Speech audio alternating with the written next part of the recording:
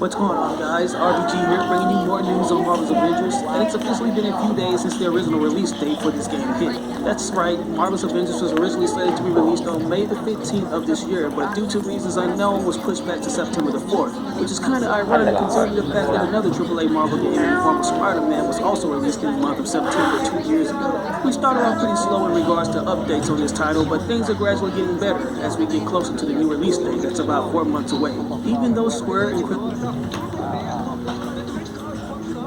presidente disse que por ele faria como a Suécia, que não impôs medidas de isolamento, mas não disse que o país teve número de mortes muito maior do que os vizinhos europeus. So Dynamics have been very specific on when and where they choose to reveal new details about Marvel's Avengers. It hasn't stopped one developer from going above and beyond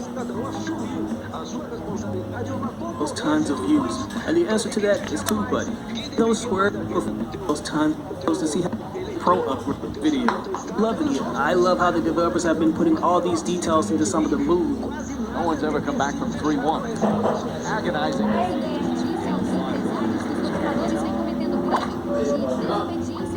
We've all been And I like how you'll be granted the ability to craft your own skill trees and utilize certain abilities during co-op missions. All that sounds great on paper, but we have yet to see these promises be showcased in actual video game footage. Exactly how is the story co-op going to be played compared to that of the Warzone missions? And how is traversal going to work for each Avengers member? These are things that really need to be answered because they're going to determine if the fans should pick up the game or not. In the most recent updates, Vincent Napoli, the lead combat designer, took to Reddit to answer some of these questions. And one of the most major things he slightly harped on was Captain America's traversal and combat mechanics. Now, I'm pretty certain that he isn't at liberty to answer every question, especially since it makes his publishers look bad given the fact that they've been doing an abysmal job at explaining things. But he talked about how the whole clings to walls as opposed to running on them in a more traditional sense like Captain America did. And I think we were all fairly surprised after reading that last part regarding Cap. It's something that really excites us because we think that the fans should pick up the game or not. In the most recent updates, Vincent Napoli, the lead combat designer, took to Reddit to answer some of these questions. One of the most major things he slightly harped on was Captain America's traversal and combat mechanics. Now, I'm pretty certain that he isn't at liberty to answer every question, especially since it makes his publishers look bad given the fact that they've been doing an abysmal job at explaining things. But he talked about how the Hulk clings to walls as opposed to running on them in the more traditional sense like Captain America can. And I think we were all fairly surprised after reading that last part regarding Cap.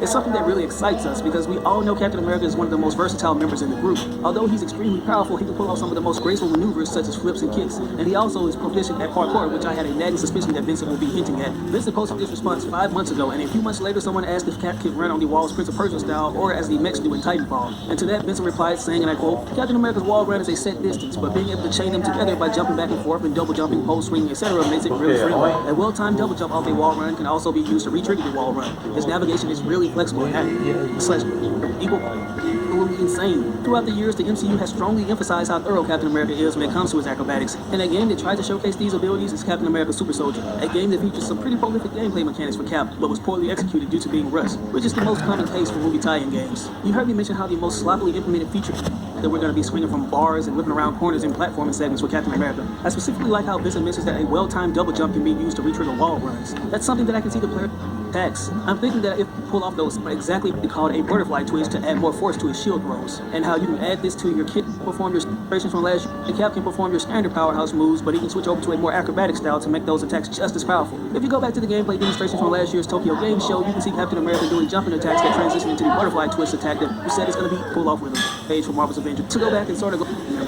on social media moves, home shaker ability. You witness this show of aggression getting their own Hulk's defense, both from Alliance. It makes you heroic. So to enter them into the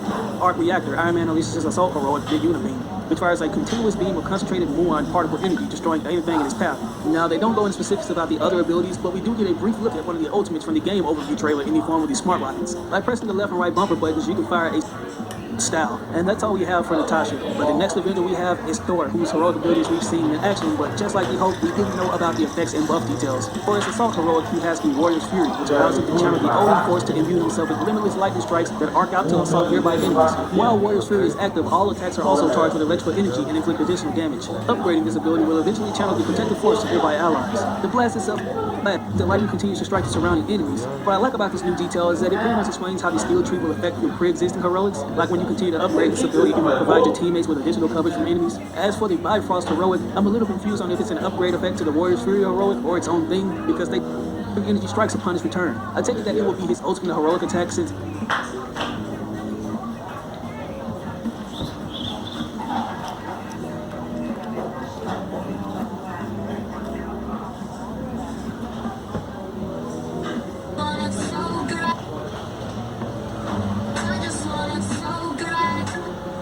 I just want it so good.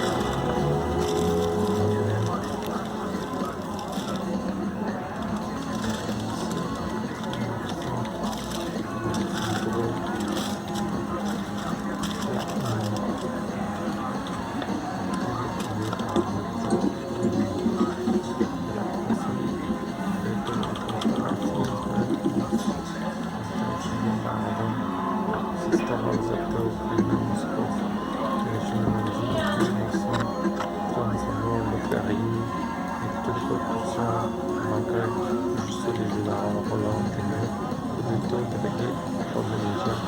Similar activities around the year along the conductible use.